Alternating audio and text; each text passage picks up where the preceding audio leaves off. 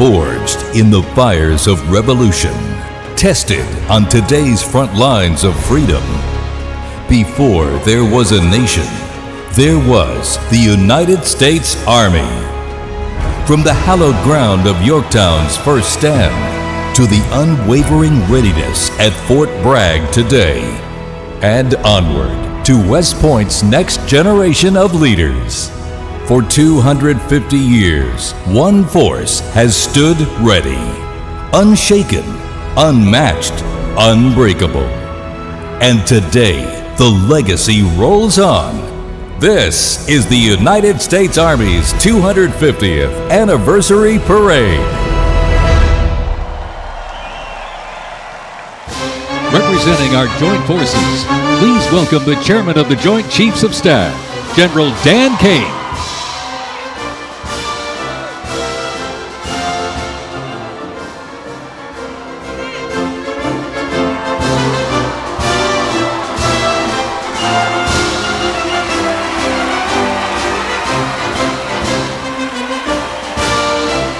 Joining us, the Secretary of the Army. Please welcome the Honorable Daniel P. Driscoll.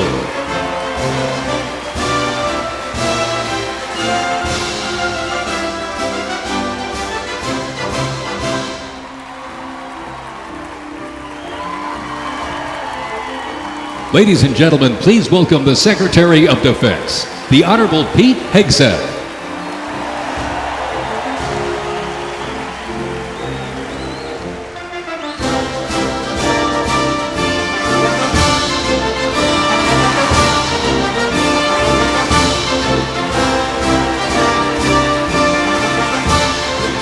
Ladies and gentlemen, the Vice President of the United States, J.D. Vance, accompanied by the Second Lady of the United States, Usha Vance, and their 3 children.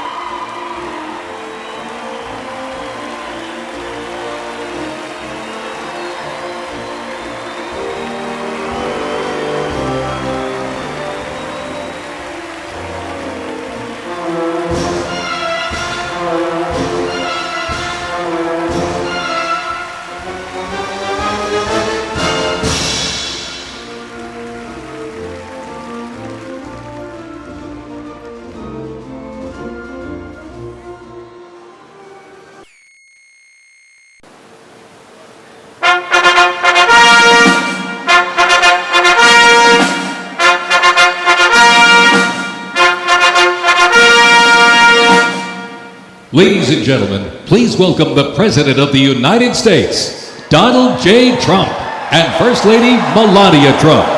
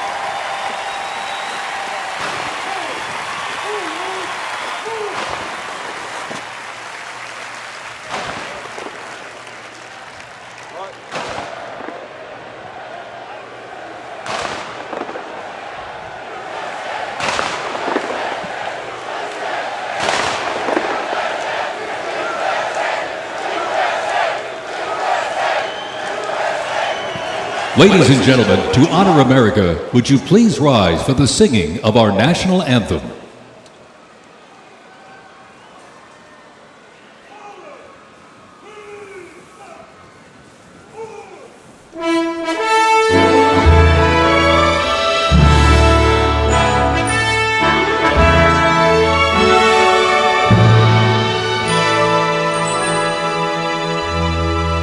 Oh, say, can you see by the dawn's early light so proudly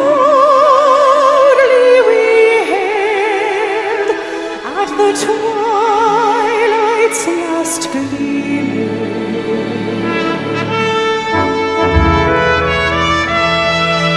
Whose broad stripes and bright stars through the perilous fight, we watched were so gallantly streaming.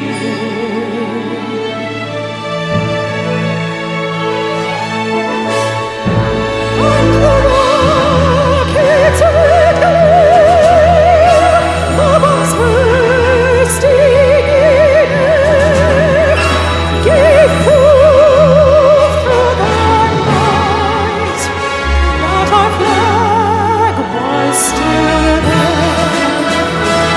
Oh, say does that star-spangled banner yet wave o'er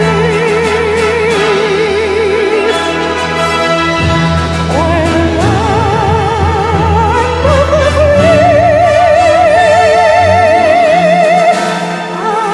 the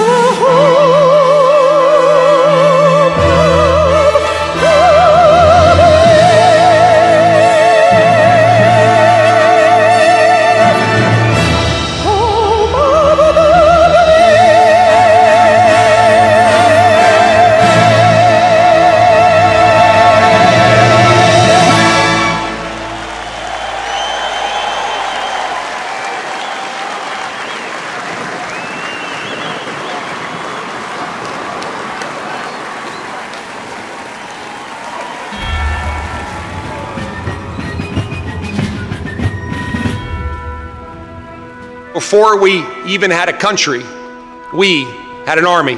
They started as a small, unorganized group of shop owners and farmers, but they fought the most powerful army in the entire world to a standstill in Concord, Lexington, and Bunker Hill. Then our Continental Congress chose George Washington as general of our Continental Army. But it wasn't until 1 year later, on July 4th, 1776, that news arrived of the signing of our Declaration of Independence. Now we had a new army and a new nation. With little gunpowder, no shoes, bloody feet, few cannons, little training, and even less food. Valley Forge started in December. They went into winter camp in December of 1777. Approximately 2,000 Americans died that winter of disease. They lived through hell, but they never ever gave up. Not this army, not this first American army. Finally, Washington and his army arrived, here at Yorktown, where they had General Cornwallis and his powerful British army trapped in this city against the sea.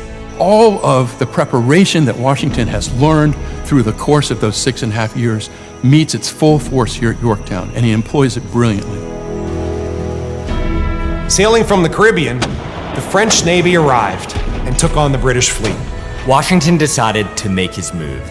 Our men began digging to get closer and closer to the fort, finally getting within rifle and cannon range. Naturally, George Washington chose to set off our first cannon shot. The British had two small forts in front of the main fort. They were called redoubts 9 and 10. Then, on the moonless night of October 14th, the American and French forces attacked the redoubts. The hand-to-hand combat with bayonets, knives, and fists was bloody, to say the least. But within an hour, we were victorious. And as the sun came up the next day, Cornwallis looked out and realized he was in serious trouble. So he prepared an all-out, desperate counterattack. It didn't work, and the British were forced to surrender. We were supposed to lose to the best army and the largest and most professional navy in the world. But our young army had won the war and our freedom, the freedom we hold so dear. And 250 years later, for what started as a ragtag group of shop owners, has now become the most powerful army in the world. Today, many things are very different from that army here at Yorktown, but one thing remains the same. An undying passion, guts, and love for our country remains deep in the heart of today's army. When I look into their faces, you can see it. That will never change.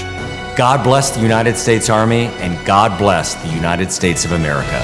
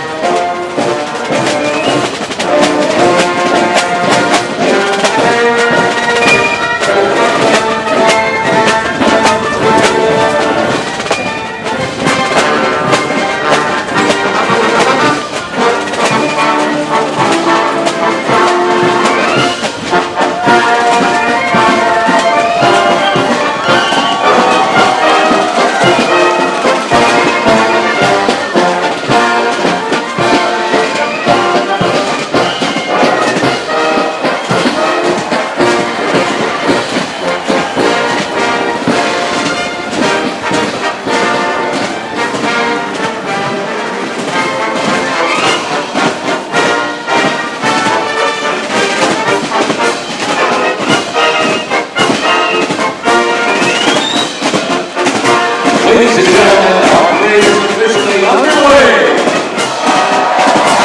Our first international announcement was one of the finest professional organizations, the United States Army Band, Percy Zone.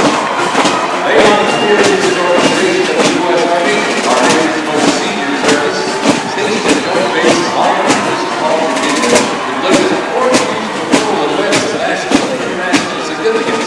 They were founded back in 1922 by Army Chief of Staff John J. Pershing. They're led today by Colonel Bruce R. Culver and Drum Major Ron Moore. Today, Pershing Zone is playing a melody entitled "The Army Goes Rolling Along." This was actually written in 1908 by the then Lieutenant Edmund Lewis Snitz Gruber, which was a descendant of Fred Gruber, who composed Silent Night. It was originally written to be an artillery regimental song titled "Case on Rolling Along," and in 1956 the lyrics were revised by Harold Armour into the official song of the U.S. Army, and entitled "The Army Goes Rolling Along."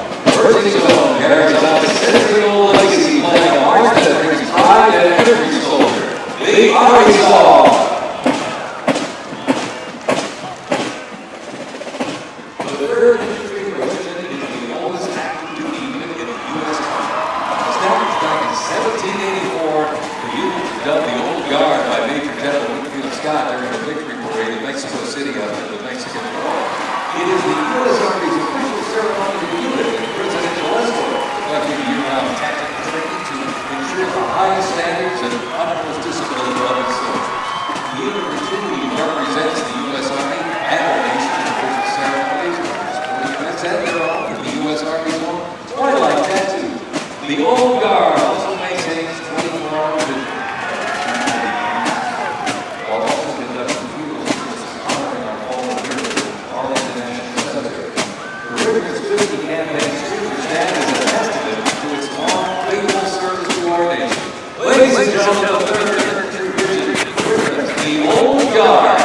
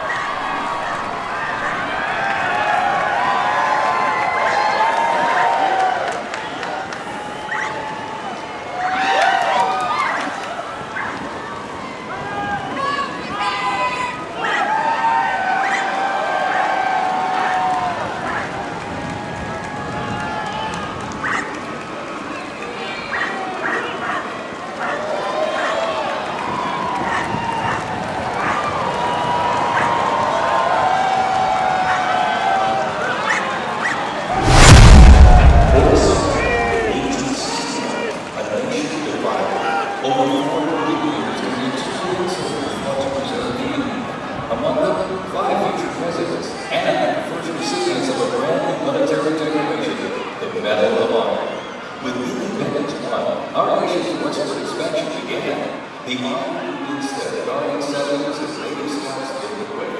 Immigrants joined the cause, and the Buffalo Soldiers etched a legacy of grit and honor across the American frontier.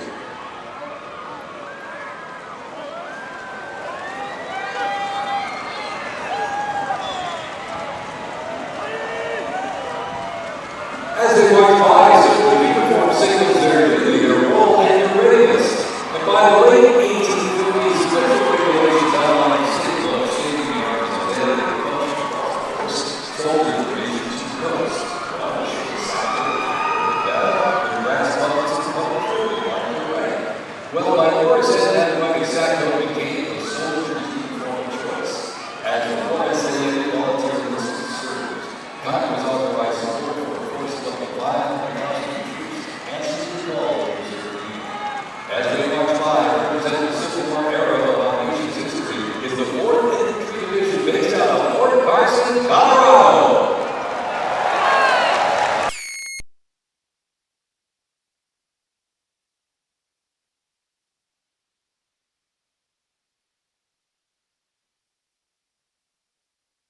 혐오로 스트레스와 우울감에 시달리는 경우가 많았습니다.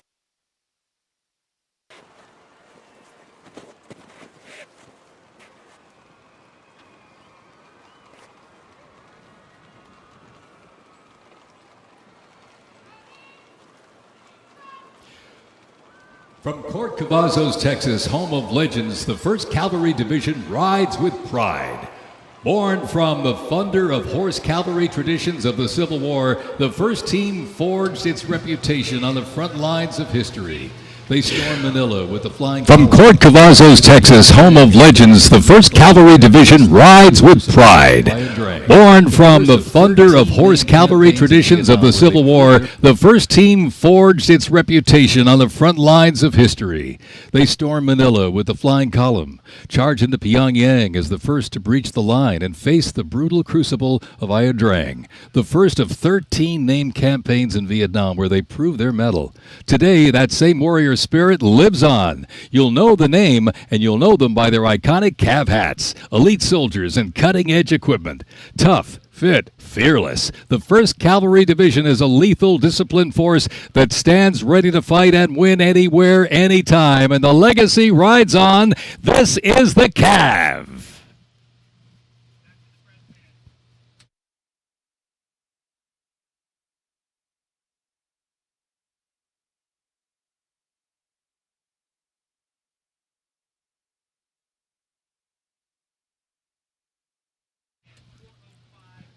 Special thanks to our sponsor, Lockheed Martin.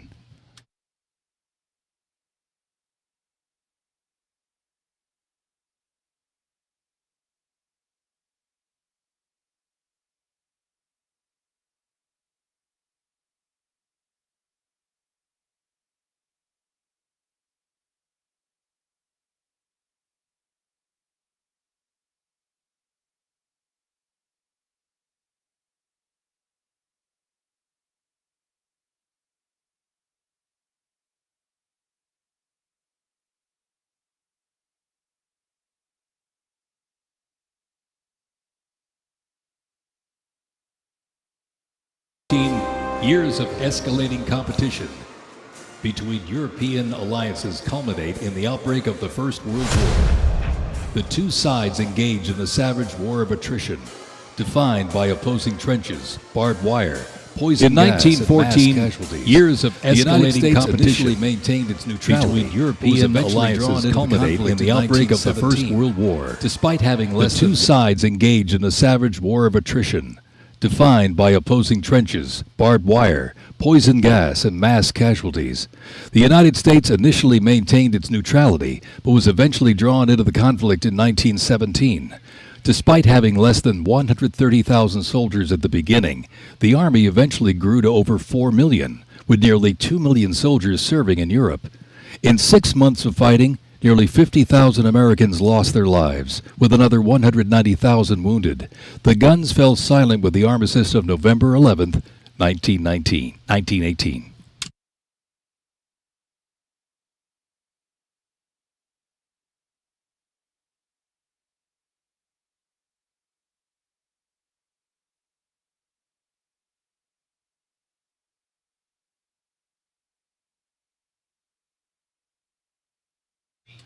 We continue on with more USA World War I rolling stock. This 1918 Dodge touring car was part of the legendary 1919 Transcontinental Convoy. 3,251 miles and 62 grueling days across the Lincoln Highway. Now remember, no pavement, no GPS, and no power steering. Just grit, determination, and the drive to push Army mobility into the future. This car literally helped pave the way for the roads we rely on today and reminds us when the Army moves, the nation follows. The 1918 Dodge Touring Car.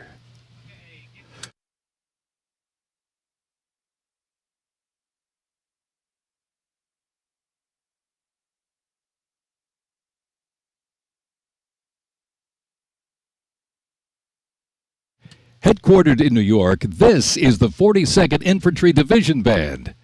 At the start of World War I, the 42nd Infantry Division was formed with troops from 27 National Guard units, stretching across the country like a rainbow, composed of skilled musicians from all walks of life and professional occupations. They perform a variety of musical genres. Though their mission is primarily a musical one, the members were ordered into active federal service back in 2004 in support of Operation Iraqi Freedom 3.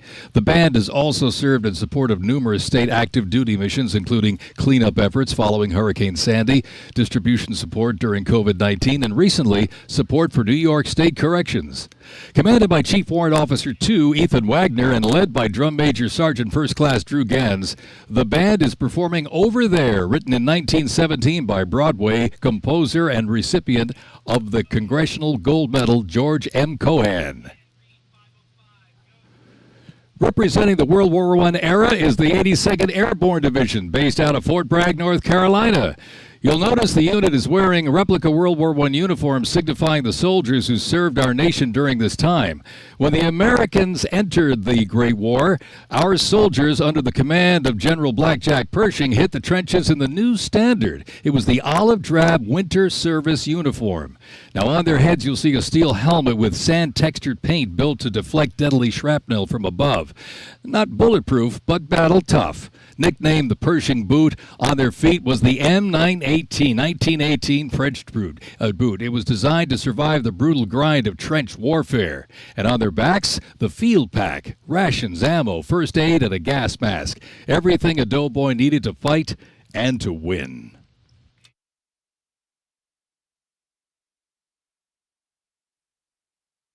Incidentally, the 42nd Infantry Division was deployed to heavy combat abroad and then deployed again in World War II, ultimately liberating the Dachau concentration camp. The 42nd responded to the terrorist attacks on 9/11. Later, with the war on terrorism, the rainbow stretched across the world again, deploying in Iraq and Afghanistan.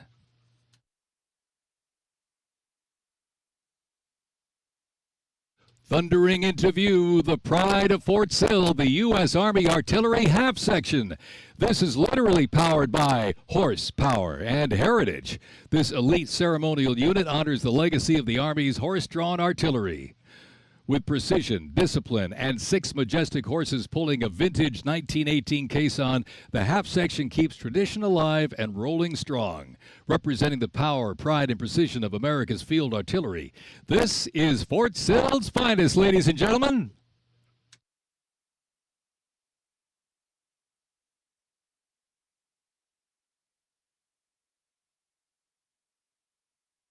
Special thanks to our sponsor, Form Energy.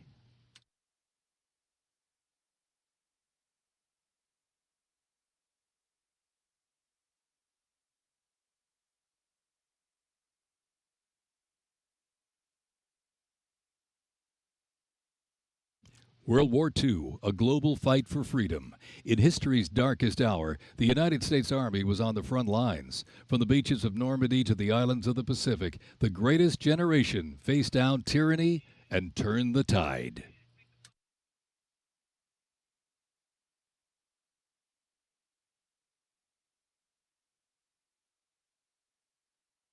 From bombers to fighters to transports, U.S. Army aircraft started to thunder across the skies in World War II. And take a look up there, ladies and gentlemen. Flying overhead right now. They are fast, they are fierce, and famously used in the Doolittle raid over Tokyo. Leading up front, the mighty B-25 Mitchell.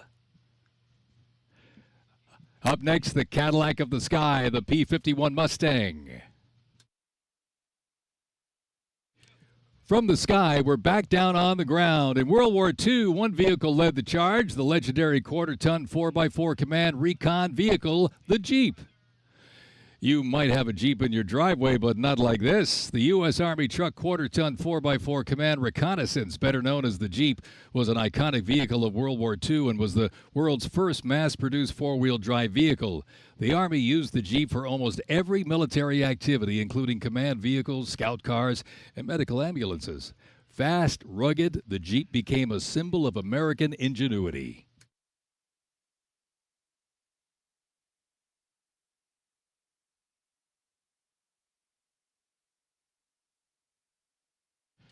From Fort Bragg, North Carolina, this is the 82nd Airborne Ceremonial Band.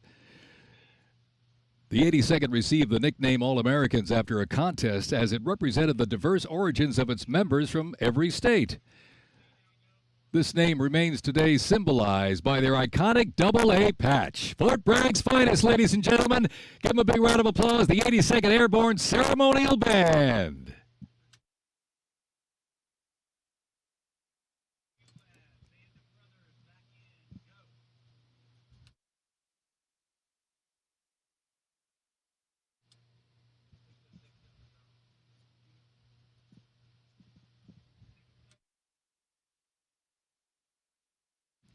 In a global fight like World War II, the U.S. Army knew our troops needed more than courage. They needed innovation. Uniforms evolved for every environment, but olive drab remained the mark of the American soldier. Shaped by lessons from the trenches of World War I, the Army introduced two battlefield essentials: the M1 helmet, tough, stable, and built to protect under fire, and the M1 Garand rifle, powerful and fast. It gave American troops a very clear edge. General George S. Patton called the M1 rifle the greatest battle implement ever designed, and history proved him right.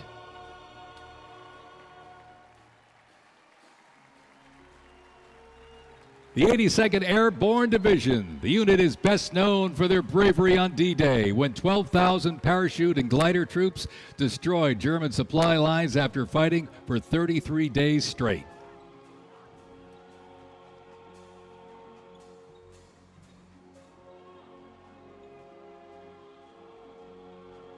The 101st Airborne Division, based out of Fort Campbell, Kentucky, traces its lineage back to 1918 when it first established as the 101st Division. Known for their ability to rapidly deploy across the world, the unit has held a crucial role in operations since its inception. From parachuting behind enemy lines on D-Day to leading helicopter assaults in Vietnam, the 101st redefined modern warfare. In the 50s, the Screaming Eagles stood tall at home, protecting the Little Rock Nine during the fight for civil rights. In recent decades, they've been sent across the world with stints as far as the Middle East, where they took part in Operation Desert Storm and participated extensively in the war on terrorism in Iraq and Afghanistan. The Screaming Eagles continue to lead the way as tomorrow's division in today's Army.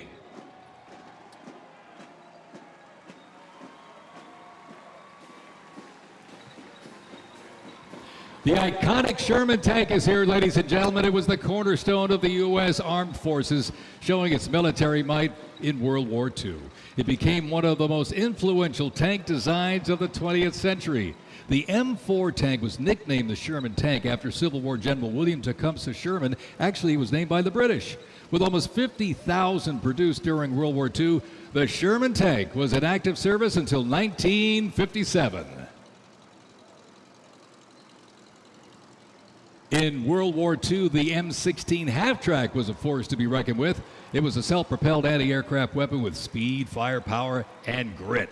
Nicknamed the Meat Chopper, its quad 50 caliber mount could unleash 2,300 rounds a minute. Quite devastating. It served through Korea, Vietnam, and beyond, and remains in use in U.S. allies to this day. The M16 half-track brings the fight wherever it rolls.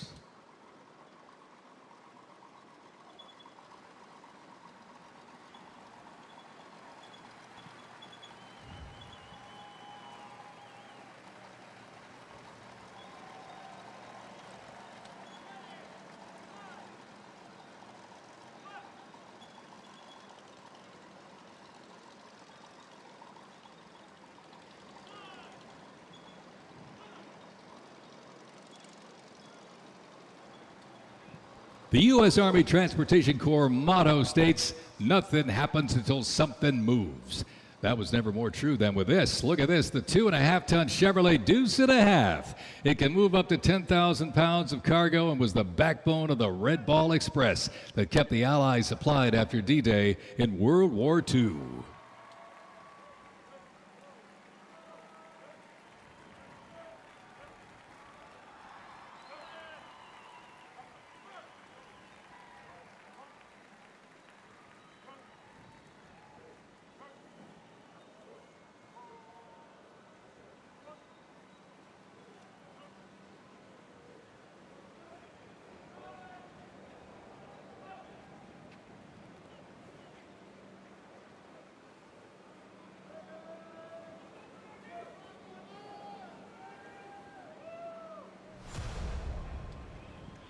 The Korean War, often referred to as the Forgotten War, began on June 25, 1950, with the North Korean Army's invasion of South Korea. A coalition of South Korea, the United States, and other United Nations members defeated the invasion and advanced into North Korea. The coalition fought and defeated 2 Chinese offensives in the spring of 1951. Armistice negotiations began shortly after that defeat in July of 1951 until the armistice was signed 2 years later in 1953. Combat consisted of small attacks, raids, and patrolling. During this war, the United States deployed approximately 6.8 million military forces to the Korean Peninsula.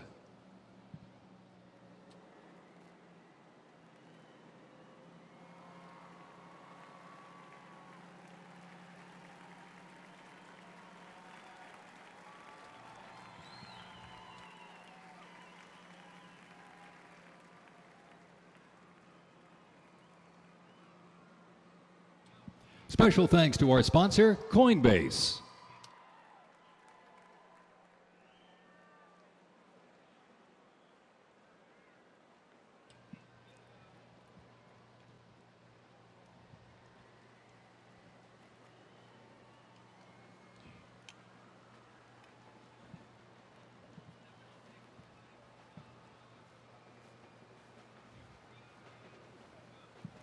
The M151 kept rolling along as the lightweight, high-mobility general-purpose vehicle replacing the famed World War II Jeep back in 1961.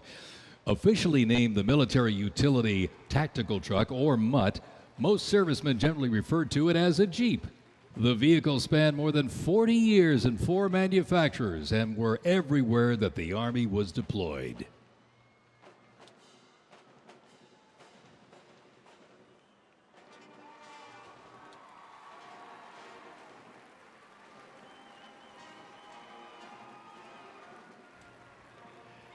Another rolled by earlier, and at 2.5 tons, this Deuce and a Half, the M35A2 classic military transport truck, was a mainstay of the U.S. Army for decades, particularly during the Vietnam War and Operation Iraqi Freedom.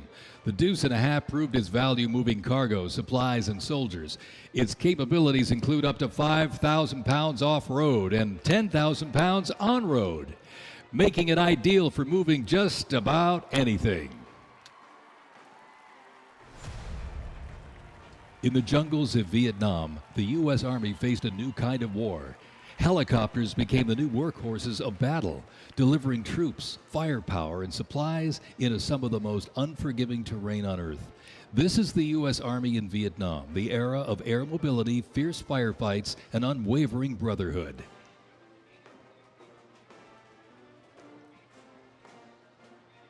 And over the music marching through, the roar of these legendary Army helicopters takes to the air. Flying overhead right now, they help define the Vietnam War. That staccato beat of the rotor blades was a welcome sound to many troops mired in combat. From transport and medevac to close air support and reconnaissance, they brought the fight to the front and pulled the wounded to safety. The OH-6 Cayuse scouted the terrain with unmatched agility. The AH-1 Cobra, also nicknamed the Snake, brought serious firepower. Its slim design, as you can see here, helped it survive and thrive in hostile environments to protect soldiers below. And the icon of the era, the UH-1 Huey, the first turbine-powered helicopter in service with the U.S. military. There was nothing the Huey couldn't do. general support, air assault, cargo transport, medic evacuation, and ground attack missions. The Cayuse, Cobra, and Huey, ladies and gentlemen, three iconic Army symbols in the sky.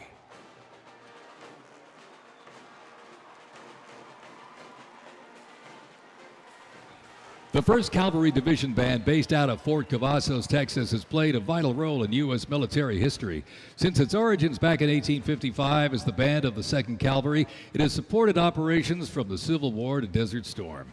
Over time, it's evolved into a powerful force, using music to strengthen bonds between soldiers and engage with communities. From World War II in Korea to the Vietnam War in Bosnia, the 1st Teen Band has enhanced morale and upheld the division's enduring legacy. Today, the band continues its mission using music to shape perceptions, foster trust, and promote national Army and division interests. Standing ready to serve, it remains an enduring symbol of the 1st Cavalry Division's legacy and commitment to duty. The band performs Hit the Leather and Ride, a march composed by Captain Robert Meredith Wilson. This piece reflects the cavalry's transition from horses to mechanized warfare, capturing the speed, the resilience, and the tradition of the division. From Fort Cavazos, Texas, everybody, the 1st Cavalry Division Band.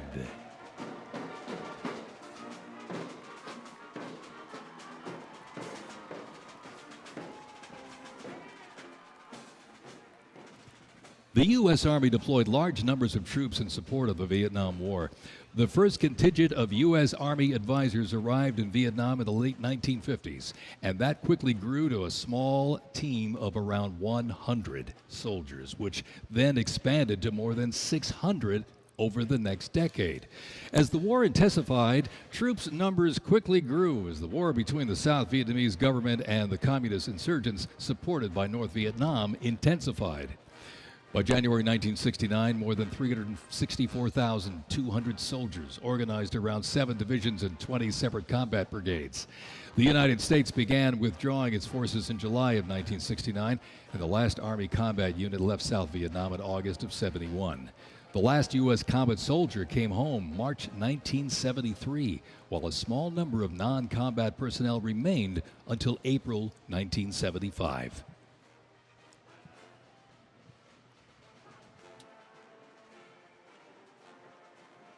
Representing the Vietnam War era is the 101st Airborne Division based out of Fort Campbell, Kentucky. The unit is wearing replica Vietnam War uniforms signifying the soldiers who served our nation during this time. Blistering heat, thick humidity, and unforgiving terrain demanded uniform innovation, and the Army, they delivered. New lightweight uniforms were constructed to move with the soldier. The M16 replaced the M1 Garand, calling for redesigned ammo gear and faster reloads in combat.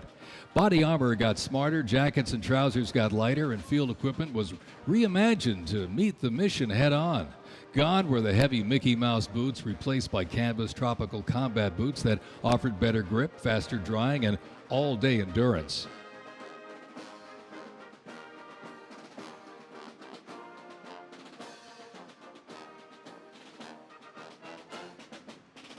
Special thanks to our sponsor, Oracle.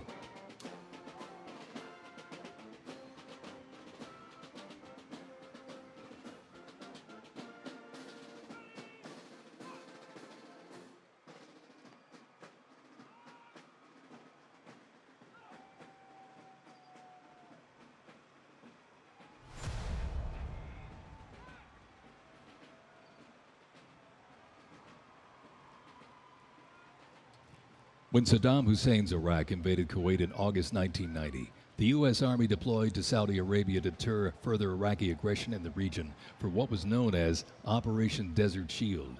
By the fall, more than 750,000 troops comprising U.S. service members and coalition partners from more than 30 countries had assembled in the Saudi Arabian desert. In mid-January 1991, the U.S.-led coalition began Operation Desert Storm, which kicked off with an intensive air campaign designed to knock out key Iraqi infrastructure and weaken Iraqi forces. A ground offensive was launched in early 1991, where military forces overwhelmingly destroyed enemy tanks and vehicles.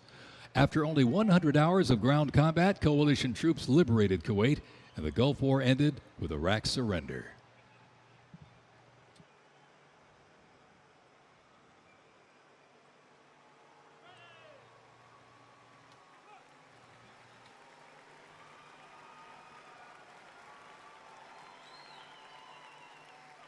From Fort Riley, Kansas, this is the 1st Infantry Division, one of the Army's most storied divisions.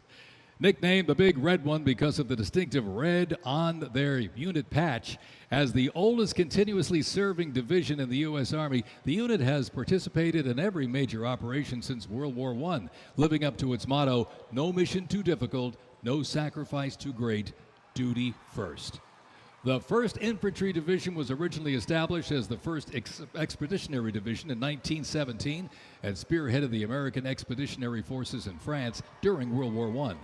In World War II, the Fighting First stormed Omaha Beach on D-Day and liberated Nazi concentration camps. The highly decorated unit has had 37 members of the Big Red One awarded the Medal of Honor. In Washington, D.C., the 1st Division Monument stands in President's Park, memorializing those who died while serving in the 1st Infantry Division. Ladies and gentlemen, they are the Big Red One, the 1st Infantry Division.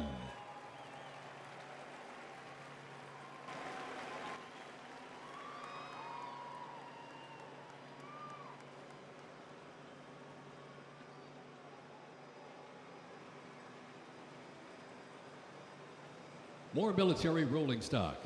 During Operation Desert Storm, the M2 Bradley fighting vehicle proved its value on the battlefield. It is fast, it is tough, and it is lethal.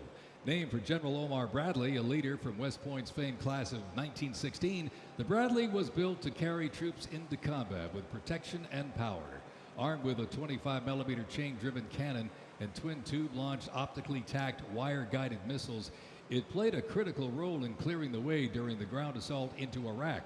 While the Paladin looks and sounds like a tank, it is technically a self-propelled howitzer and was first introduced back in the 1960s. Over the years, it's been upgraded to perform in versatile battlefields from Vietnam to the Soviet Union to Iraq.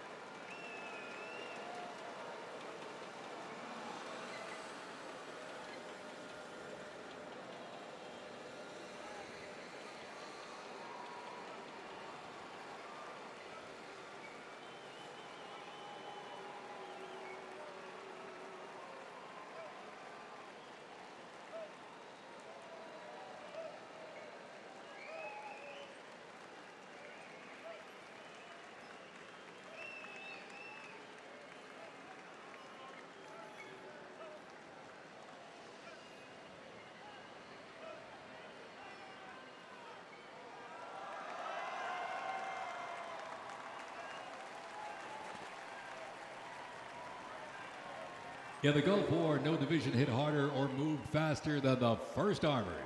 The 1st Armored Division, nicknamed Old Ironsides, is the oldest, most recognizable armored division in the United States Army. As part of the buildup for World War II, cavalry and reconnaissance units were brought together to form the 1st Armored Division in 1940. In the Gulf War, no division hit harder or moved faster than the 1st Armored.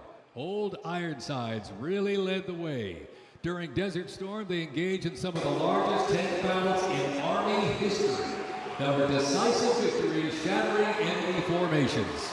Based in Fort Bliss, Texas, America's Tank Division is currently supporting missions in 20 countries across 5 continents. From World War II to today, Old Ironsides remains battle-proven and always ready.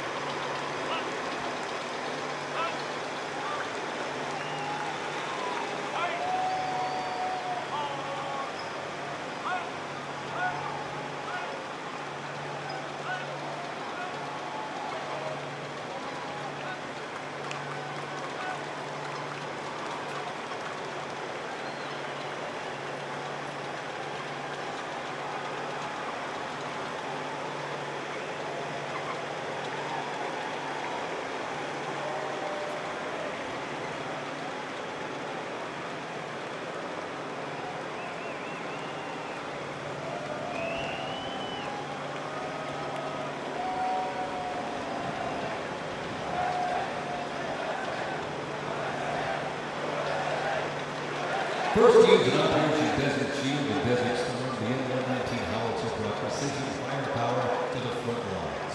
Lighter and more mobile than larger artillery, it was built for the infantry brigade, able to fire high in the air or directly at the target depending on the mission. Whether used in battery formation or as a standalone support weapon, the M119 delivered reliable, responsible fire when it mattered most. Still in service today, including on the front lines in Ukraine, it remains a trusted part of the Army's arsenal.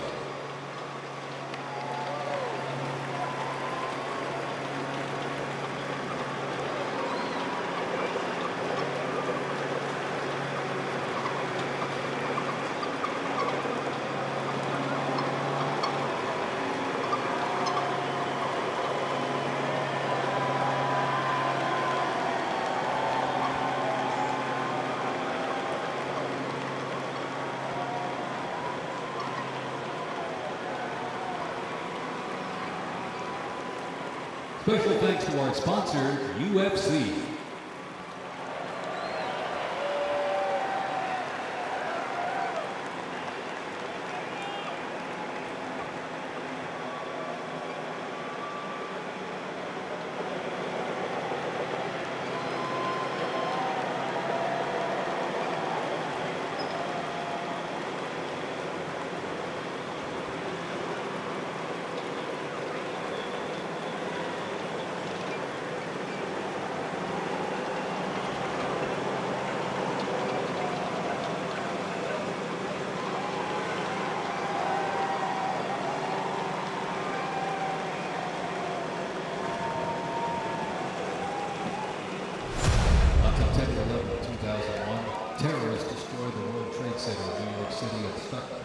Pentagon in Washington, D.C. using commercial airliners.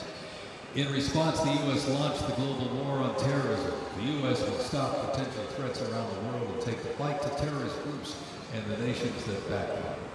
The Army immediately deployed forces to Afghanistan to destroy Osama bin Laden's al-Qaeda terrorist organization and oppose his sponsors, the ruling Taliban.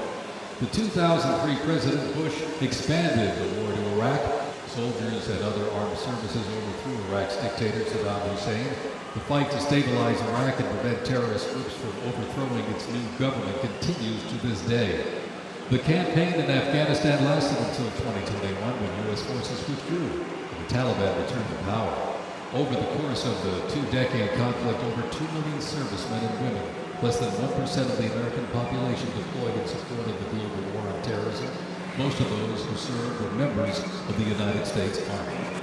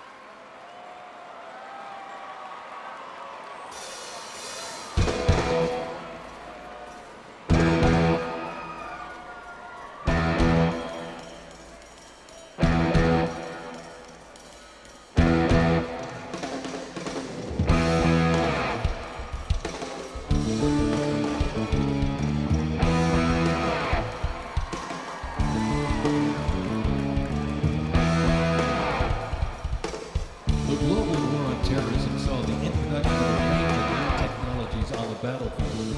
The 8-wheeled Stryker armored combat vehicle is the first military vehicle to enter service in the U.S. Army since the war was started back in the 1980s. The vehicle was developed to fill a gap in the Army's inventory between the light infantry and heavy army.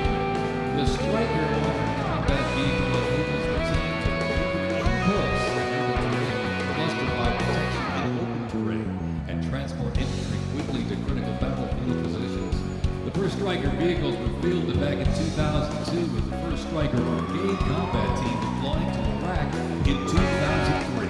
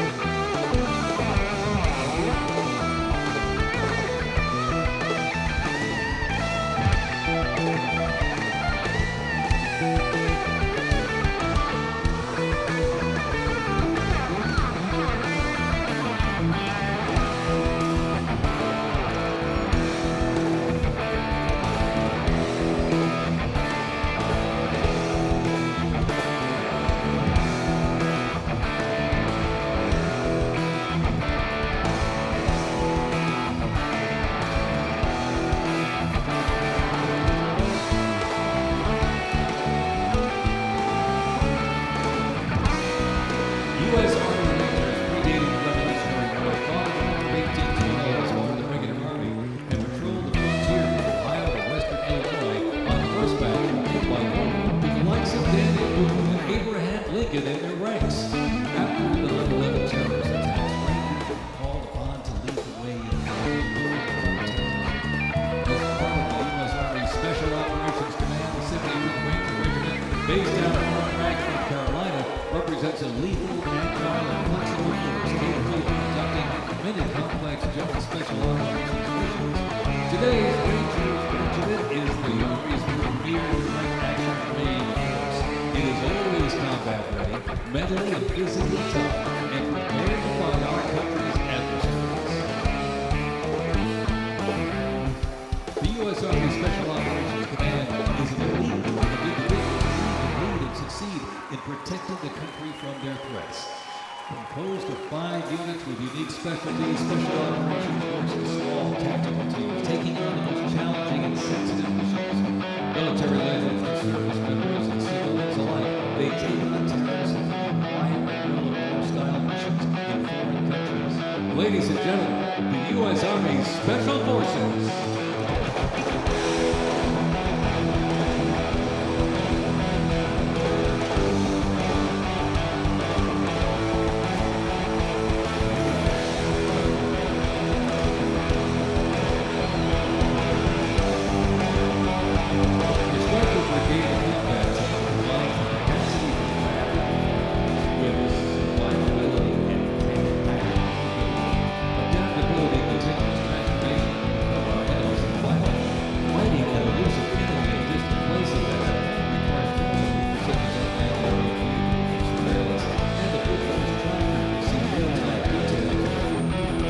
The United States does not face the challenging international environment alone.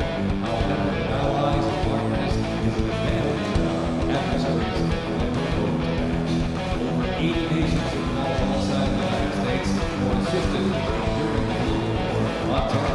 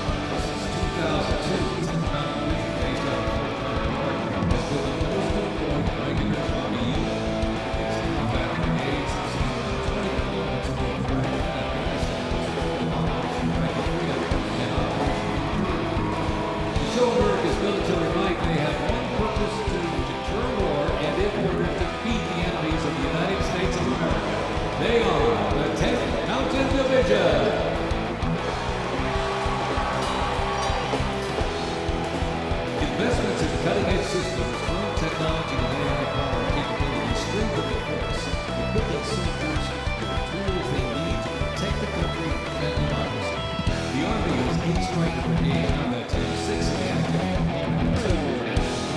more than 2/3 of the 7,000 servicemen and women who sacrificed their lives fighting the local war on terrorism were part of one of the Army's 3 divisions: Active Duty Forces, the Army Reserve, and the Army National Guard.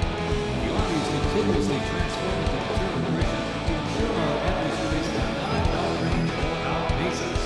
This transformation is not just about data, it's about maintaining dominance, ensuring that America's Army remains unmatched in speed, flexibility, and ability to support the nation's strategic priorities.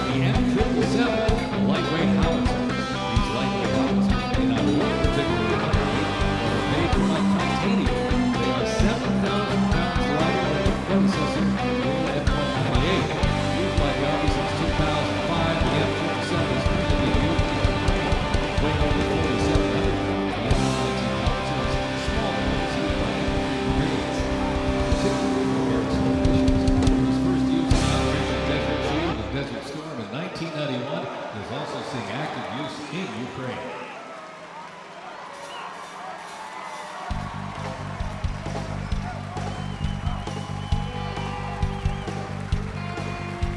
The 7th Infantry Division stationed at Joint Base Lewis McChord has been seeing continuous combat action ever since activation of World War I. From Europe to the Aleutian Islands, Japan, Korea, Afghanistan, and the Pacific, the Bayonet Division boasts a proud history of answering the call of its motto, Trust in Me, with resolute dedication. Sent to deployments and conflicts around the globe since it was founded, the division returned to Fort Lewis in 1971, its first time on American soil since 1934. The 7th Division, originally called the Hourglass Division due to their patchless, gained the nickname Bayonet Division during their deployment to Korea in June of 1950. At Incheon landing during the liberation of Seoul, they were credited with plunging the bayonet into the heart of the enemy. With 13 members of the division receiving the Medal of Honor, the 7th enables and sustains the combat readiness of 2 Striker Brigade combat teams and a combat aviation brigade.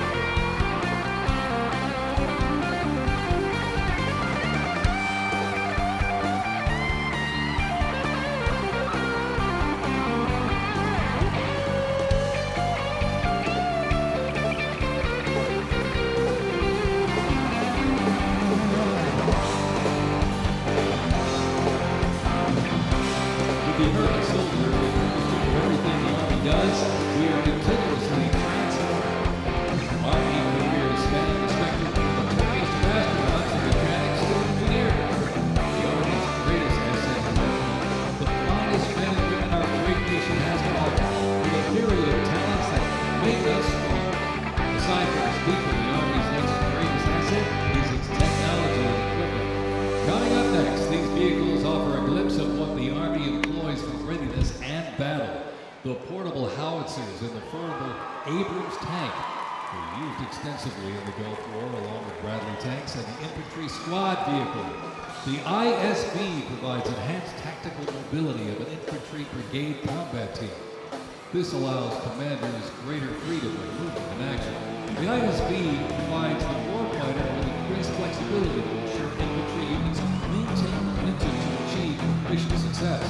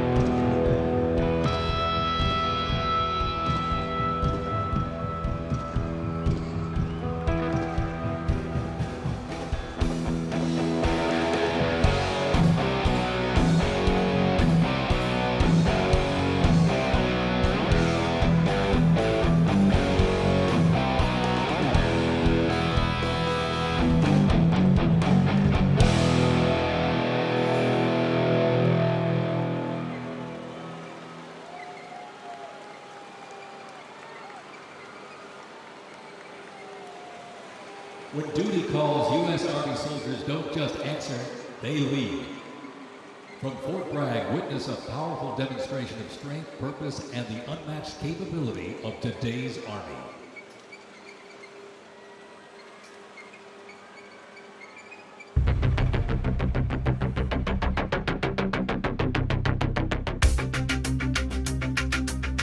The Army has made me see my potential, and I feel like it's molded me into a better person. I grew up in a very patriotic household. My grandfather, he served in World War II, and his brother, my uncle, served in Vietnam. I can do this. If they can do this, I can do this. When I was born, my dad was still serving in the military, and him coming home in his uniform, I'm like, yeah, I want to do that. Ready for takeoff. My motivation, I think it follows in line, I think, with what my family's done is kind of a sense of duty to serve our country and give back since it's given us so much. I'm a very, let's say, timid person, but definitely helped me become a more confident person.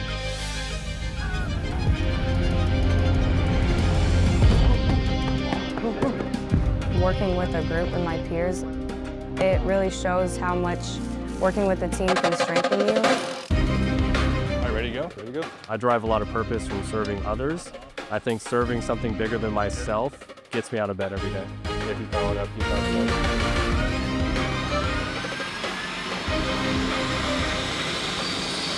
I definitely pushed myself further than I ever thought I could go.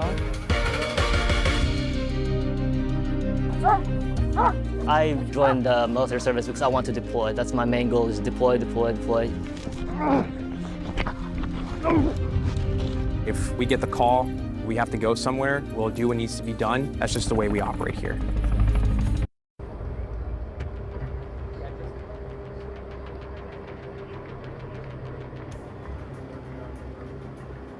This is one of the few jobs in the nation where they'll take on life on the line for you, and they're willing to put their life on the line for one another.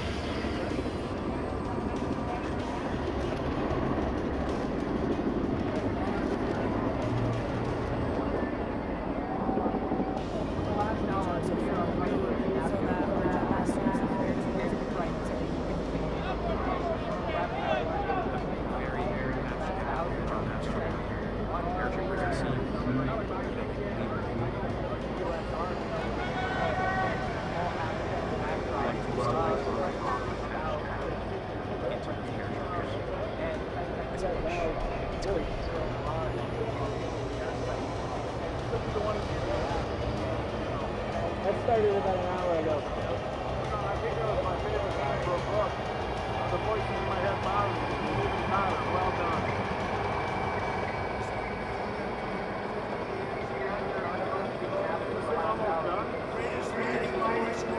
I feel like it's the same thing over and over again. It's not self-creating, nothing military.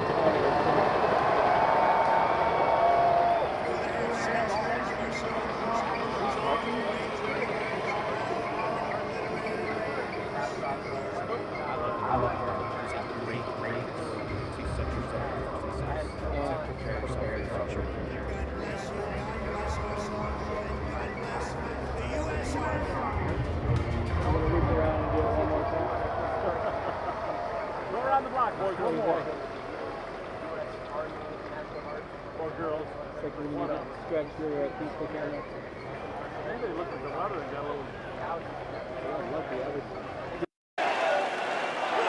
Showcase Celebrating is Alaska is the home to America's Arctic Angels, who execute expeditionary operations worldwide, conduct multi-domain operations in the Indo-Pacific Theater and the Arctic, and on order decisively defeat any adversary in extreme cold weather, mountainous and high-latitude environments through large-scale combat operations. The Angels are the Army's only Arctic division, Masters of Arctic Warfare, the 11th serves worldwide in all climates. Established in November of 1942, the Angels of the 11th Airborne Division led the way in the Philippines during World War II and spearheaded an amphibious invasion of Luzon and distinguished themselves during the liberation of Manila. After periods spent inactive and stationed in Germany from 1963 to 65, the division operated as the 11th Air Assault Division with the mission of testing and refining the Army's helicopter-centric air mobility doctrine. Activated once again in June of 2022, they remain dedicated to defending America's interests throughout the Arctic, in Alaska, and beyond. The 11th Airborne Division, America's Arctic Angels.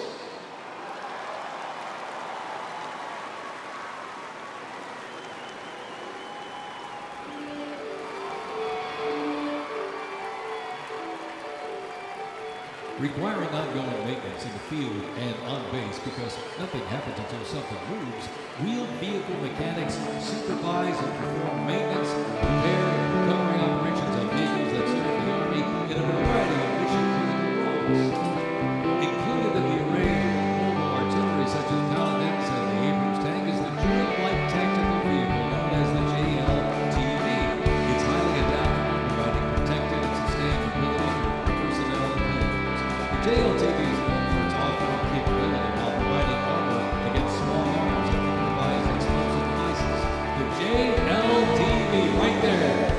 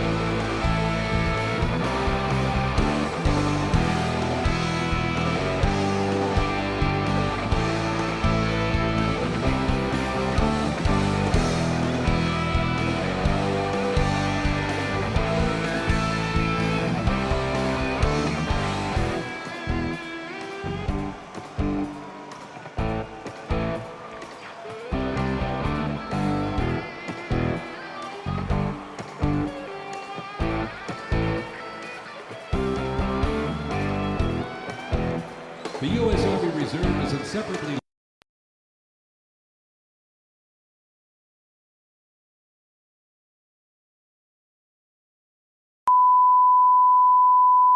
This is the primary audio circuit for the Reuters live service.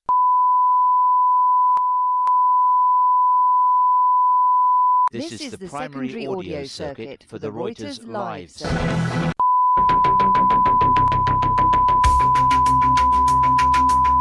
The Army has made me see my potential, and I feel like it's molded me into a better person.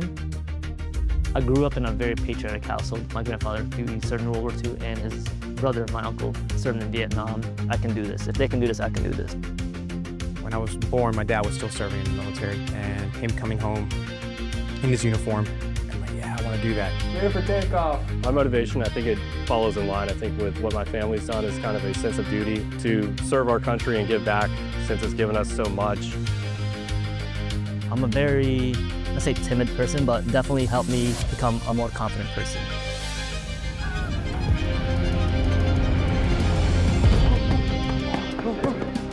Working with a group and my peers, it really shows how much working with a team can strengthen you. All right, ready to go? Ready to go. I derive a lot of purpose from serving others. I think serving something bigger than myself gets me out of bed every day. If you follow it up, you follow it up.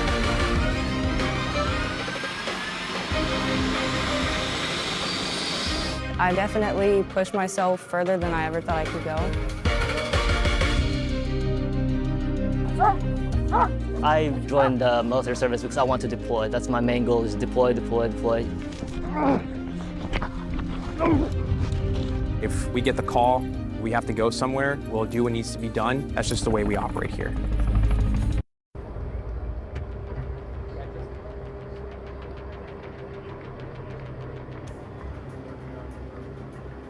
This is one of the few jobs in the nation where we all take a life on the line for you, and they're willing to put their life on the line for you.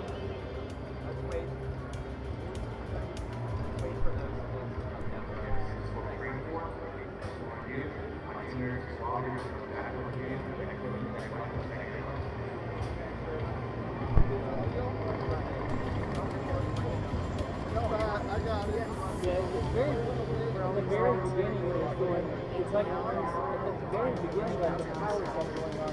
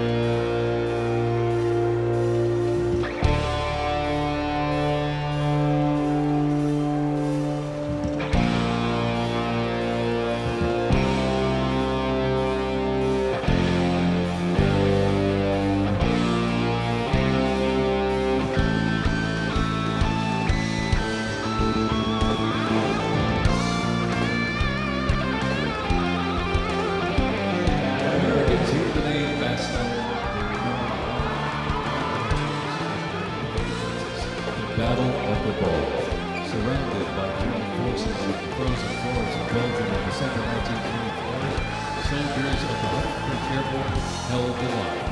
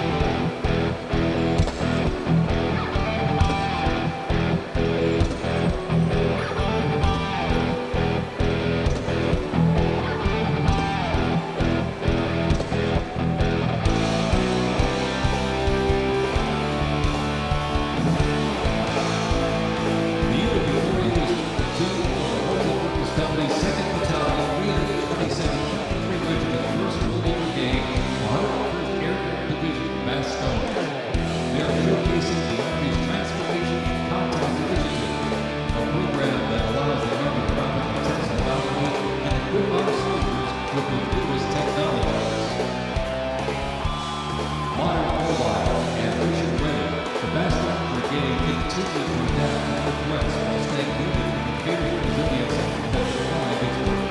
They are carrying the next generation squad weapons, the XM7 and XM250, both equipped with the XM157. The vehicles are the infantry squad vehicle, a mobility asset that can rapidly move through most terrain types. The trailer is the S-MET, and it's capable of carrying heavy loads under its own power through restricted terrain.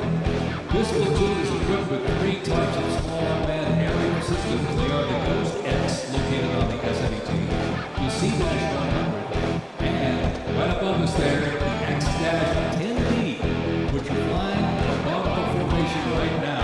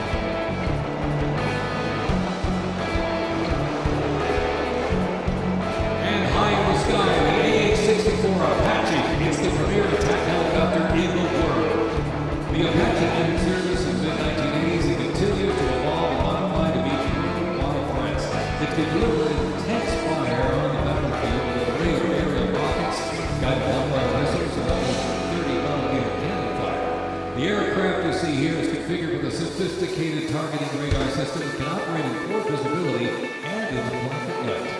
With more than 1,280 aircraft in operation accumulating over 5 million flight hours, 1.3 million women in combat, the AH-64 Apache represents the backbone of the U.S. Army's attack helicopter fleet and a growing number of international defense forces.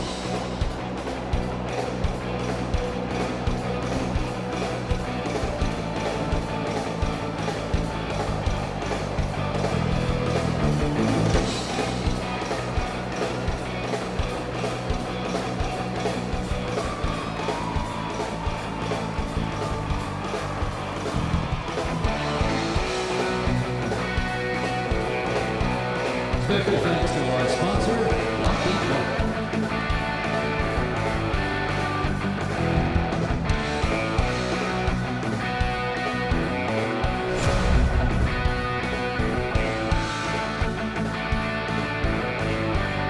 Now, let's roll on to the future of Army readiness. The Army Research Laboratory robot dogs reflect the latest in Army innovation. Look at this. Much like a true canine, these robots can go where soldiers cannot. They have increased mobility, improved tactical awareness, reduced risk to soldiers, and enhanced teamwork. Replacing soldiers, robot dogs can explore terrain that may be difficult for soldiers to traverse. Disposable weapons to act in defensive posture with aggressive capacity maneuver.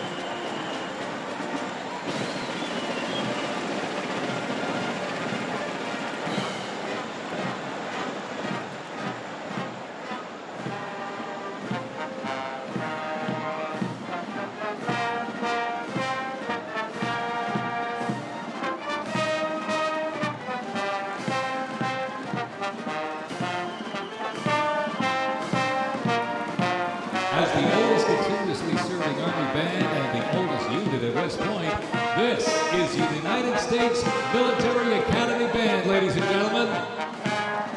West Point Band traces its history to a single drummer and fighter appointed by George Washington during the American Revolution. Over the next 2 centuries, this band evolved into one of the most capable and versatile performing groups in the world.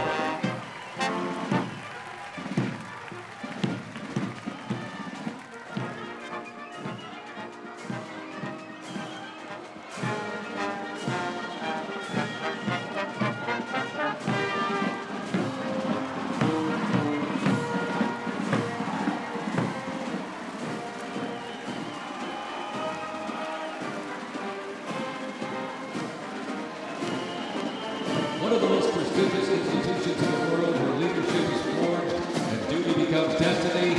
This is West Point, where Army leaders are made. With the motto of duty, honor, and country, West Point trains the best in fighters to serve their country as Army officers. Founded in 1802 by President Thomas Jefferson, West Point is the home of the long gray line, a legacy of courage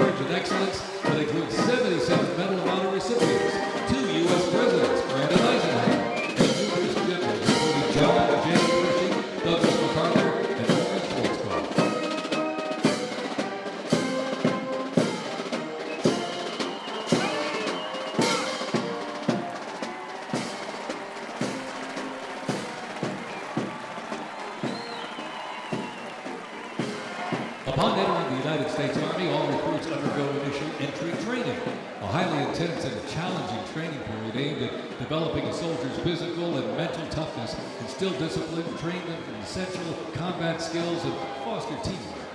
IET transforms abilities into soldiers based on the 7 core Army values: loyalty, duty, respect, selfless service, honor, integrity, and personal courage.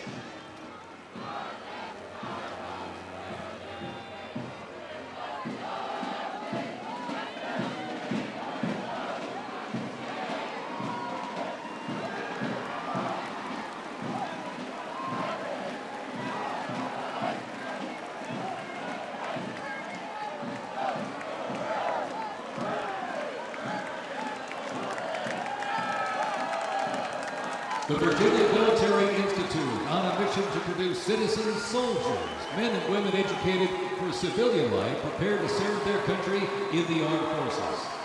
VMI counts on Nobel Prize winner, 11 Rhodes Scholars, generals, 7 Medal of Honor recipients, and a Pulitzer Prize winner among its graduates. As one of the nation's senior military colleges, students at Virginia Military Institute can participate in Army ROTC or the Corps of Cadets. While cadets in the Corps can serve in any branch of the United States military or pursue other careers, those in Army ROTC earn their commission as officers, ready to serve on active duty in the National Guard or Army Reserve.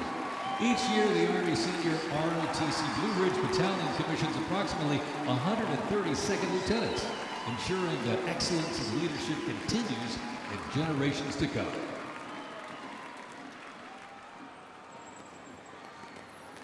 The Citadel, the Military College of South Carolina, offers students the opportunity to participate in Army ROTC or the historic Corps of Cadets. Founded in 1842, the Citadel is the 3rd oldest of the senior military colleges and is known for its Corps of Cadets living and studying under a classical military system that makes leadership and character development essential. While military service is not required in graduation, more than 120 students earn their commission each year through the Army Senior ROTC Palmetto Battalion, playing a vital role in shaping the future.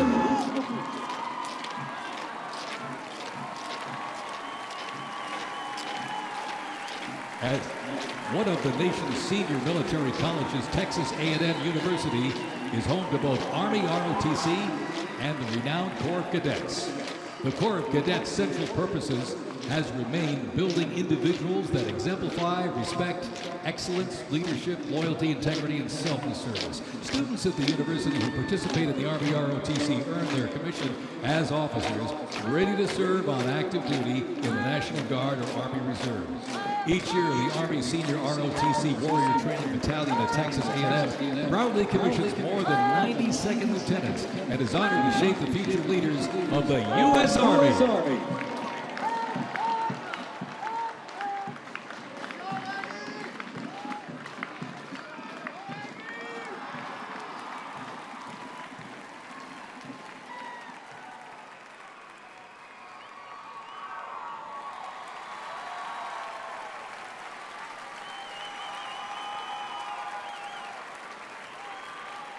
In a powerful display of commitment, these future soldiers will raise their right hand and take an oath of enlistment, pledging to serve our nation.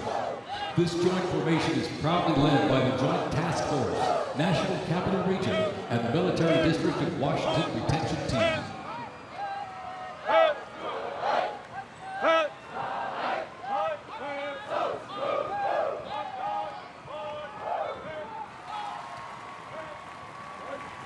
Shaping tomorrow's Army, West Point's most inspiring cadets remind us that America's future is courageous and in capable hands.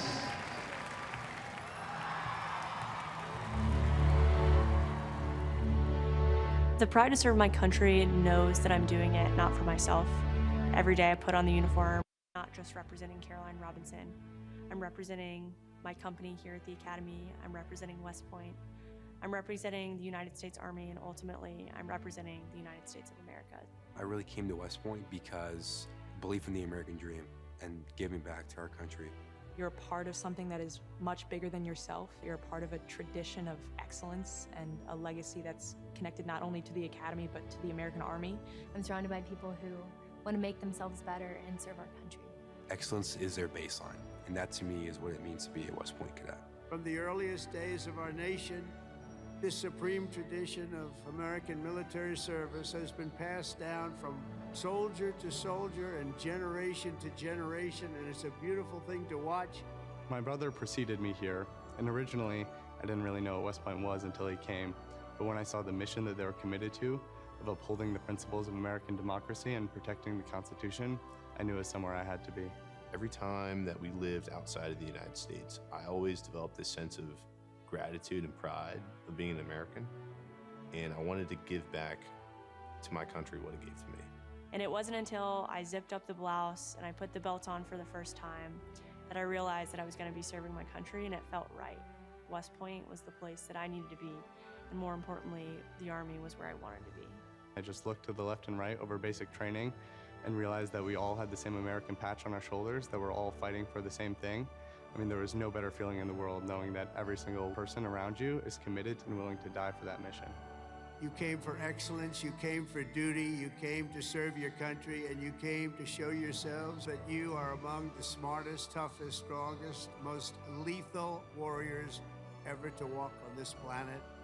What excites me the most about my future in the Army is the opportunity that I'm going to have to give back to the American soldiers that I'm going to be leading. Because ultimately, they don't get to choose. And to me, it's that burden of responsibility to be the best leader. And as a young officer, that's going to be exactly what I get to do. I was the cadet basic.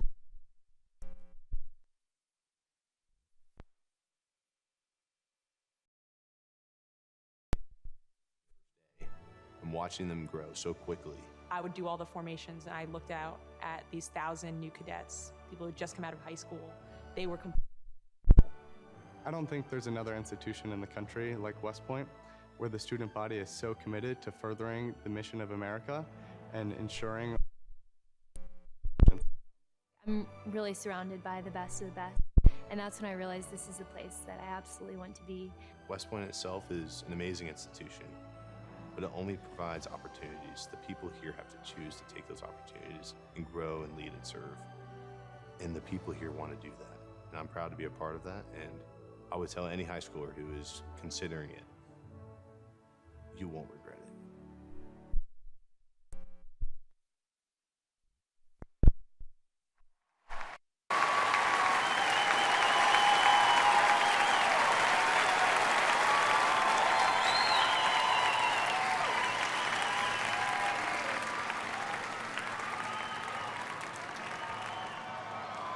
Left. Pace. Mr. President, First Sergeant Norton reporting for duty, sir. Ready to commence the ceremony as directed. I state your name. Do solemnly swear. That I will support and defend. The Constitution of the United States of America. The Constitution of the United States of America. Against all enemies. Against all enemies. Foreign and domestic. Foreign and domestic. That I will bear true faith. That I will bear true faith. And allegiance to the same. And allegiance to the same. And that I will obey the orders. And I will obey the orders. Of the President of the United States. Of the President of the United States. And the orders. And the orders. Of the officers appointed over me. Of the officers appointed over me. According to regulations. According to regulations. And the Uniform Code of Military Justice. And the Uniform Code of Military Justice. So help me God. So help me God. Congratulations. Congratulations. Welcome to the United States Army, and have a great life. Thank you very much. Have a great life. Thank you.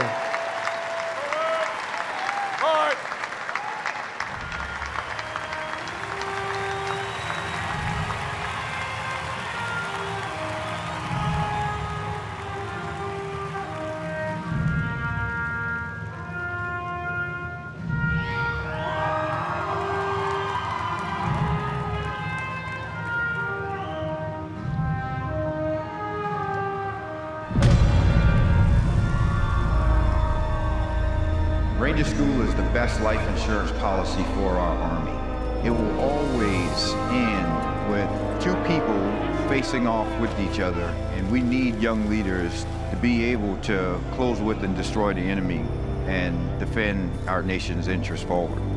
Surrender is not a Ranger word.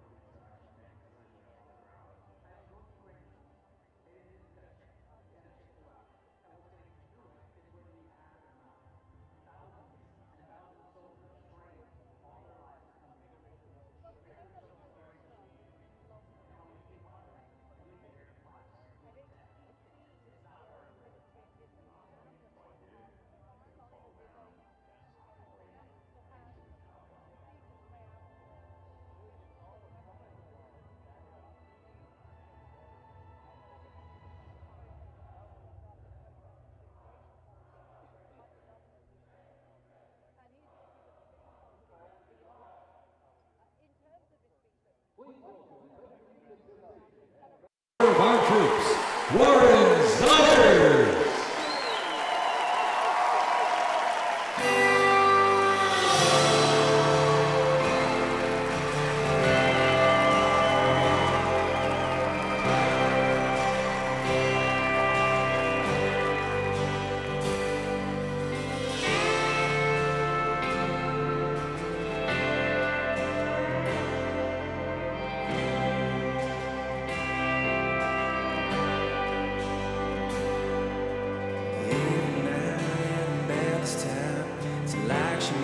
I'm lonely, rolls up when a wife's gone like a wicked on rain day. Laying on old memories and talking about what we used to be. She'd probably be the dead of me, but damn if it ain't sweet. She's my pretty little poison, my morning in the night with a kiss on her lips. Just like cyanide. Yeah, she came with a warm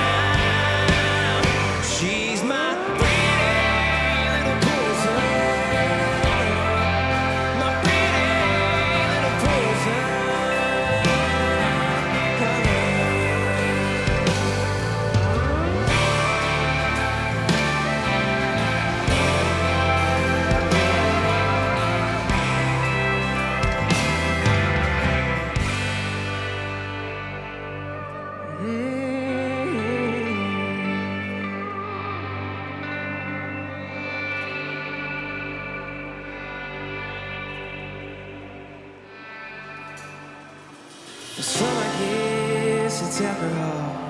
I want none of y'all. I just want you. No, I just want you. My pretty little poison. My heartache in the night with a kiss on her lips just like cyanide. Yeah, she came with a warning, but I didn't mind. I'll go hell on that high every time. She's my pretty little poison. My pretty little poison. She's my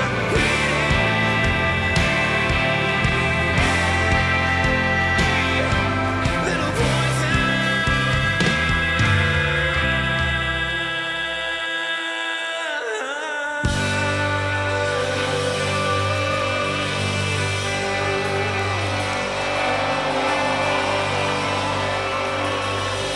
Thank you. I'm not gonna lie, y'all. I'm nervous, but I would just like to say thank you so much for having me here tonight. I am just so fortunate to be here in front of y'all, and thank you guys so much for what you guys do. And honestly, happy birthday, y'all. Happy birthday.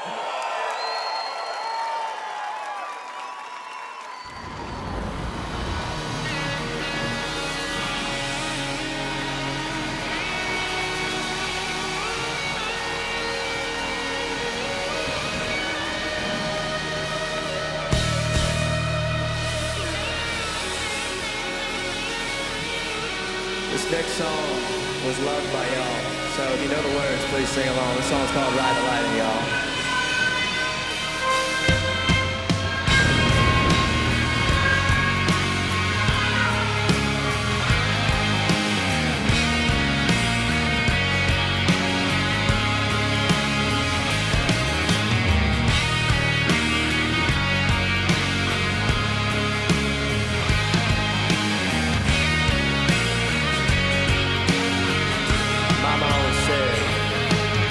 Mama always said I was born on the wild side. Yes, she did. One foot in the flames and the other trying to walk the line. Can't say I never saw it coming. I could see the warning signs. Mama always said I was born on the wild side. I guess Mama was right. 'Cause when the clock strikes midnight, gonna ride the lightning, feel the thunder, till the darkness pulls me under. Gonna fly on wings of fire, breathing good, Lord lifts me high. Singing, oh, when they call me on. Singing, oh, when they call me on. Gonna ride the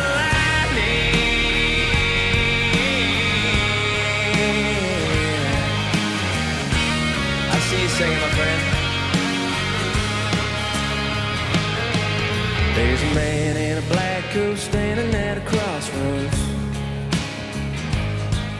with a pen in his hand and a long list of life souls.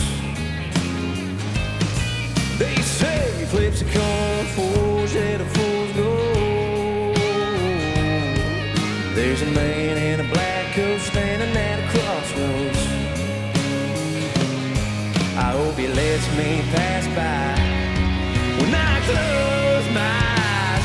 Gonna ride the lightning, feel the thunder, till the darkness pulls me under. Gonna fly on wings of fire, breathing good, Lord lifts me high. Singing, oh, when they call me on. Singing, oh, when they call me on. Gonna ride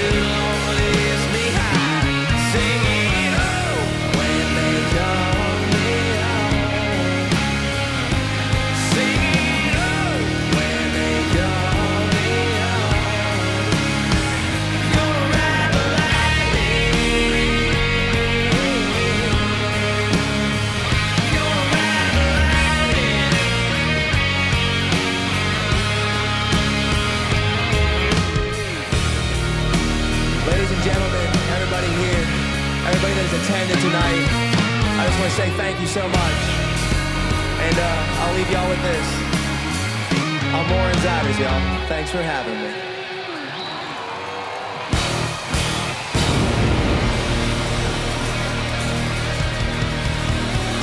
It has been my honor, ladies and gentlemen. I really mean that. Thank you so much.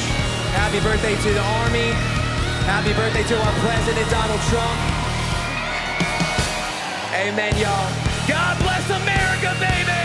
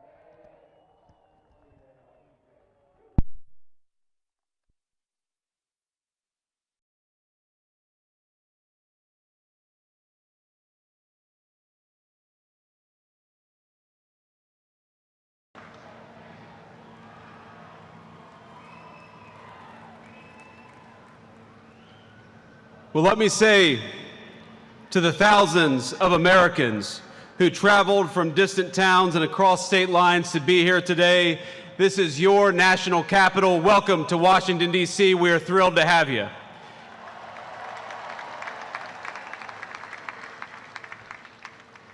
This evening, as we celebrate the 250th anniversary of the United States Army, the oldest branch of the greatest fighting force ever known to man, I want to say to all the soldiers all across our nation's capital and all across the world, happy birthday, soldiers. We're proud of you.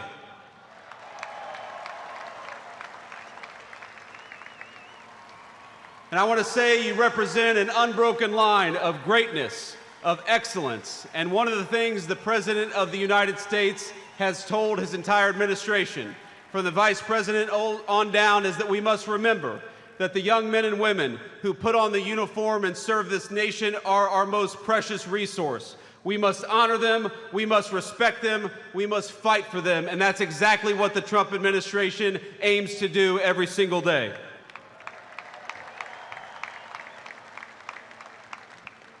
And so to our soldiers, we're so proud of you, and let me tell you that the way that we honor and respect you is, number one, we never ask you to go to war unless you absolutely have to, and number two, when we do ask you to go to war, we give you the weapons and the support needed to kick the hell out of the enemy and come back home safely.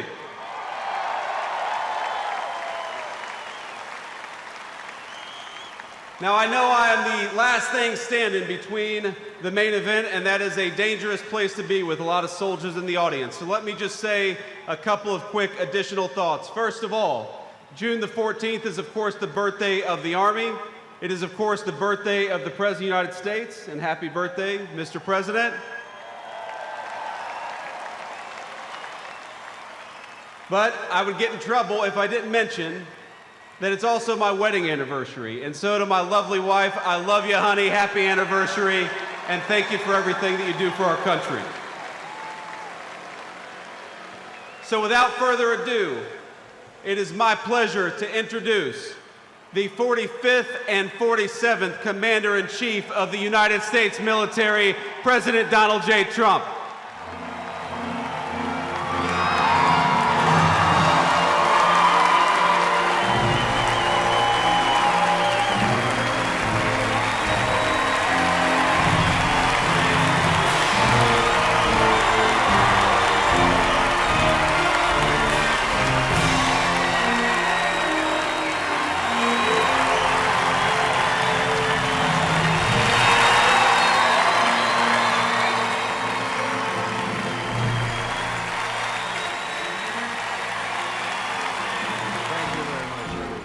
Thank you to Vice President Vance, and thank you to our wonderful First Lady, and above all, thank you to the greatest, fiercest, and bravest fighting force ever to stride the face of this earth, the United States Army. Thank you very much.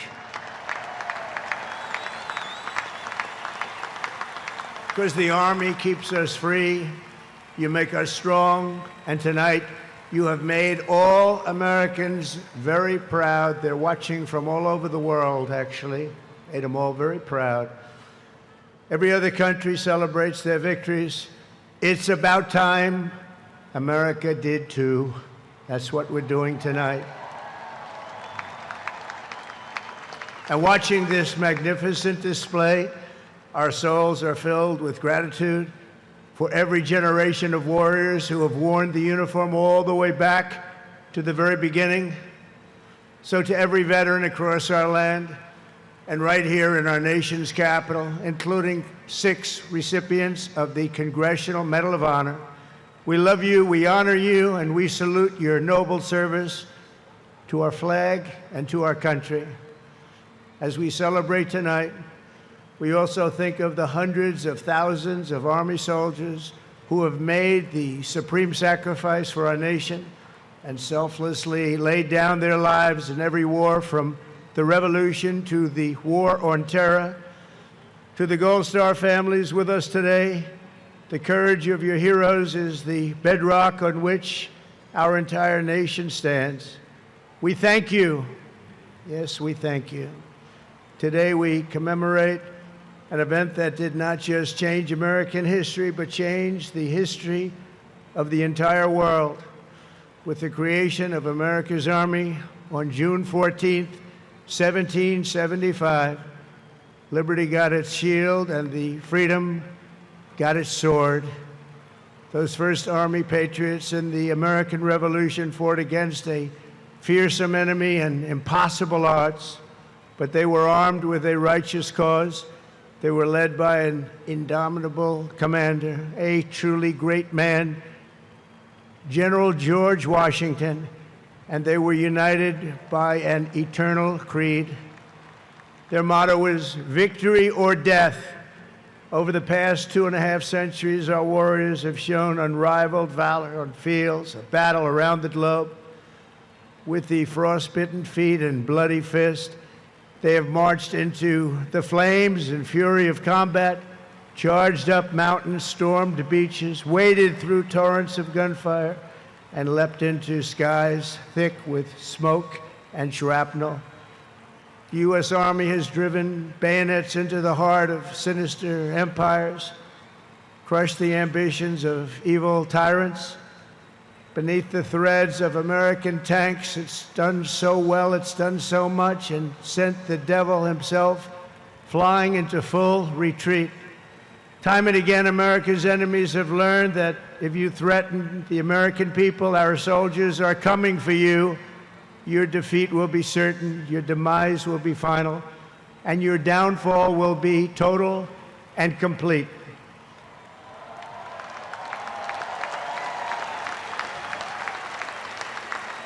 Because our soldiers never give up, never surrender, and never, ever quit. They fight, fight, fight, and they win, win, win. And that's why no institution in history has entered more names into the roster of American heroes than the U.S. Army, the Congressional Medal of Honor, more than anyone or anything. There was Mad Anthony Wayne, asked by George Washington to lead a daring midnight raid up the cliffs of Stony Point with unloaded muskets and only their bayonets to fight the redcoats. Mad Anthony replied, "Issue the order, sir, and I will storm into hell for you."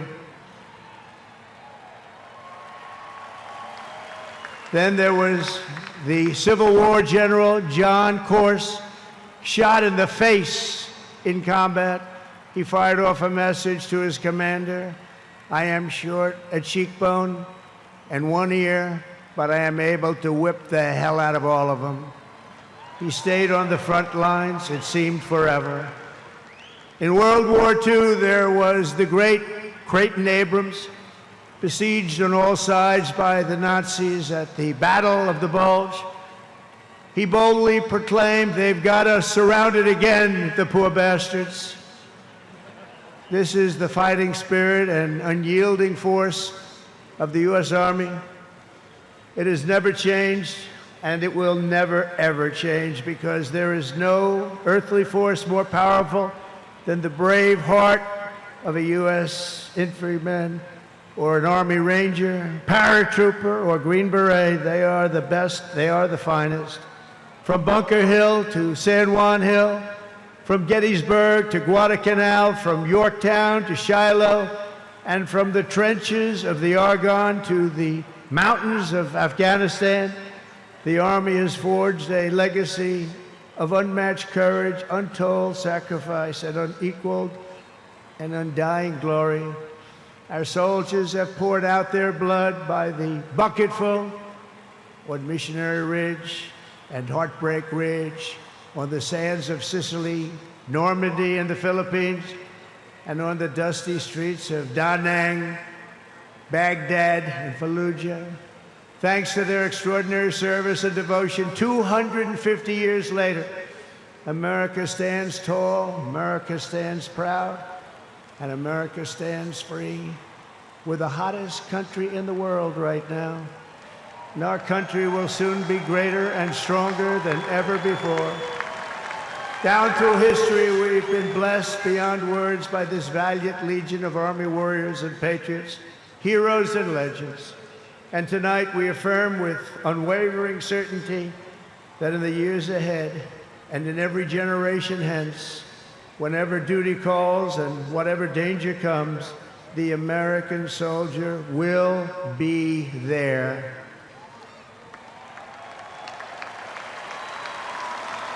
No matter the risk, no matter the obstacles, our warriors will charge into battle. They will plunge into the crucible of fire, and they will seize the crown of victory, because the United States of America will always have the grace of Almighty God and the iron will of the United States Army. Congratulations to everybody. We love our country. We've never done better. Thank you. God bless you. God bless the Army, and God bless America.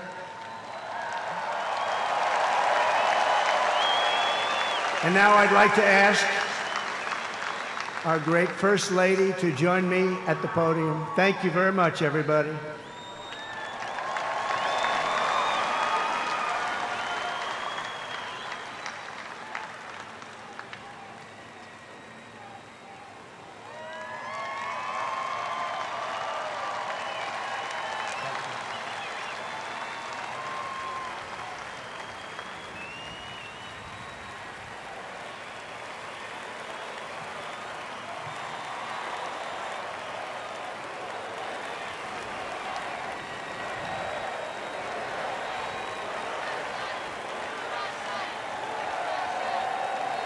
Mr. President, on behalf of the United States Army, the Army Golden Knights, I would like to present to you this flag, which was flown over our nation's capital in free fall during the Army's 250th birthday celebration.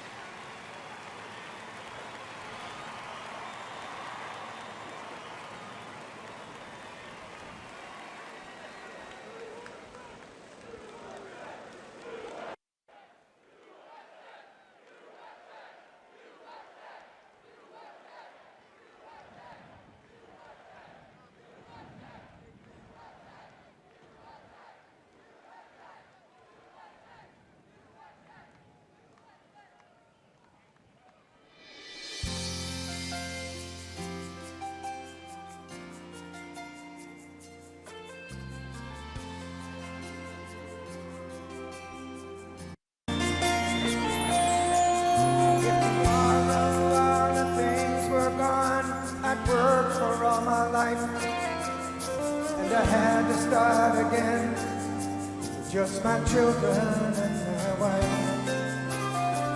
Thank my lucky stars to be living here today, 'cause our flag still stands for freedom, and they can't take that away.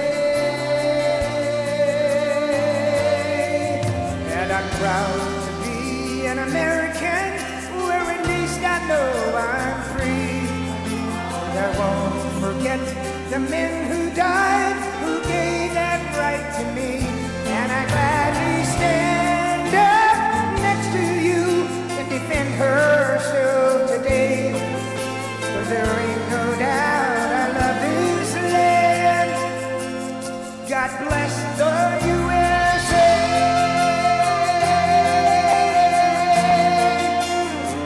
Happy birthday, Mr. President.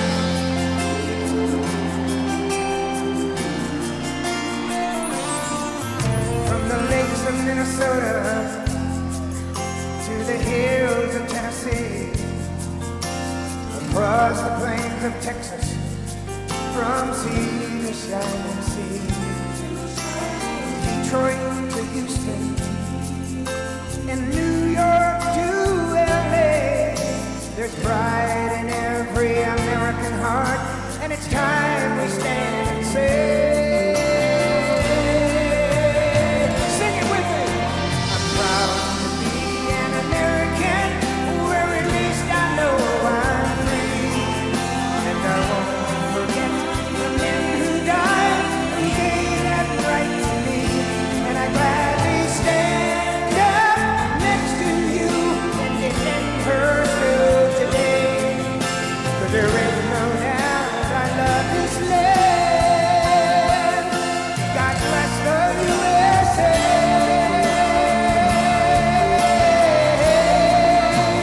Light up your cell phone. And I'm proud to be an American, where at least I know I'm free.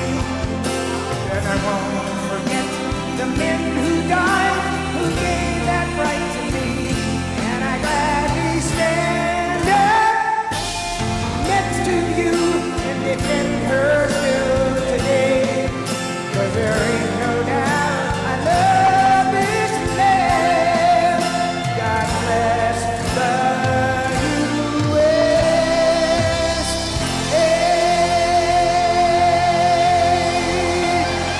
God bless the United States Army. Thank you.